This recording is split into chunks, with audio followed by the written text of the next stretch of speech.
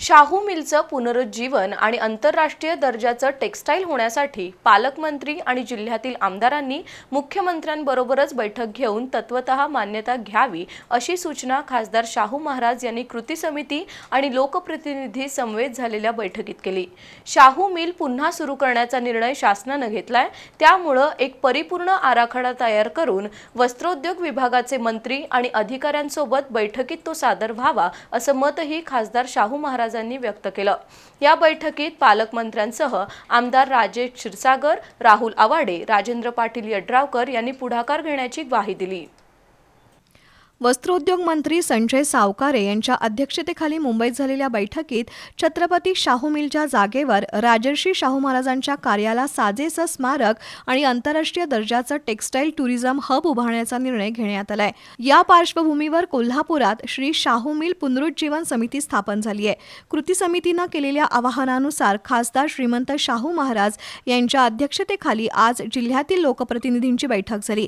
या बैठकीला आमदार राजेश क्षीरसागर, आमदार राहुल आवाडे, राजेंद्र पाटील यड्रावकर, जयंत आसगावकर, अशोकराव माने, कृती समितीचे ॲडव्होकेट बाबा इंदुलकर, दिलीप देसाई, विजय देवणे यांची प्रमुख उपस्थिती होती। शाहू मिलच्या पुनरुज्जीवनाचा निर्णय शासनाने घेतल्यानं निधी कमी पडणार नाही। ही मिल सुरू झाल्यानंतर लोकांच्या हाताला रोजगार मिळणार आहे, त्यामुळे सर्व लोकप्रतिनिधींनी वस्त्रोद्योग मंत्री आणि मुख्यमंत्र्यांकडे पाठपुरावा केला पाहिजे असं ॲडव्होकेट बाबा इंदुलकर यांनी सांगितलं।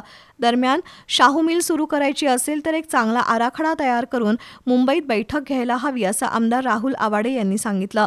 पालकमंत्री प्रकाश आंबेडकर यांनी ऑनलाईन उपस्थिती लावून मुख्यमंत्र्यांकडे जाण्यापूर्वी आराखडा तयार करावा अशी सूचना केली। हा आराखडा तयार करण्याची जबाबदारी जिल्ह्यातील आमदारांनी घ्यावी असंही त्यांनी सांगितलं।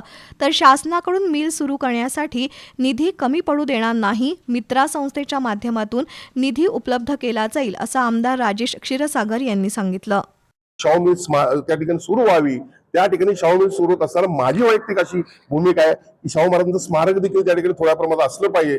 त्यांनी जे कोल्हापूरसाठी जे काम केलं ते संपूर्ण जगाला दिसलं पाहिजे, त्या काळात केलेलं काम, आणि मग त्यानंतर ही शाहू मिल सुरू झाली पाहिजे ही माझी देखील त्या ठिकाणी मागणी आहे। निश्चितपणे आजच्या बैठकीचा अहवाल वस्त्रोद्योग मंत्री असतील, आपले पालकमंत्री असतील, सन्माननीय मुख्यमंत्री, उपमुख्यमंत्री असतील यांना देऊ, आणि जी या भागातल्या आपल्या लोकांची मागणी आहे, रोजगार निर्मिती असेल आणि त्याला अनुसरून काही गोष्टी असतील, तेच करण्याचा आमचा प्रयत्न काय तर आम्ही 100% करण्याचा प्रयत्न करू।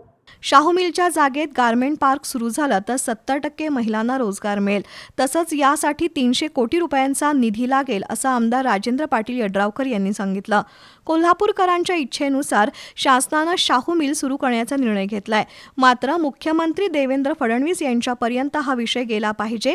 त्यांची तत्वतः मान्यता मिळाली की शाहू मिल सुरू करण्याचा मार्ग मोकळा होईल। त्यासाठी पालकमंत्री आणि जिल्ह्यातील आमदारांनी मुख्यमंत्र्यांबरोबर लवकरात लवकर बैठक घ्यावी अशी सूचना खासदार शाहू महाराज यांनी केली। अडचणी येतील त्यावर शासन कसं मात करतंय हे पाहिलं पाहिजे, आणि ते केल्याशिवाय राहणार नाही। कारण हा विषय आहे शाहू मिलचा। शाहू मिलचा विषय असल्यामुळे, शाहू महाराजांच्या संबंधी विषय असल्यामुळे निश्चितच शासन सुद्धा पूर्णपणे आपल्याला सहकार्य करणार असा आम्हाला विश्वास आहे, सर्वांना विश्वास आहे। या बैठकीत शाहू मिल पुन्हा सुरू होण्याबाबत सकारात्मक चर्चा झाली, तसंच शाहू मिल सुरू होईपर्यंत सर्वांनी एकजूट कायम ठेवावी असा निर्णयही घेण्यात आला। उपमहापौर अक्षय जरग, बाबा पार्टे, उदय गायकवाड, काका पाटील, विजय करजगार, विशाल देवकुळे, रवींद्र मोरे यांच्यासह कृती समितीचे सदस्य उपस्थित होते।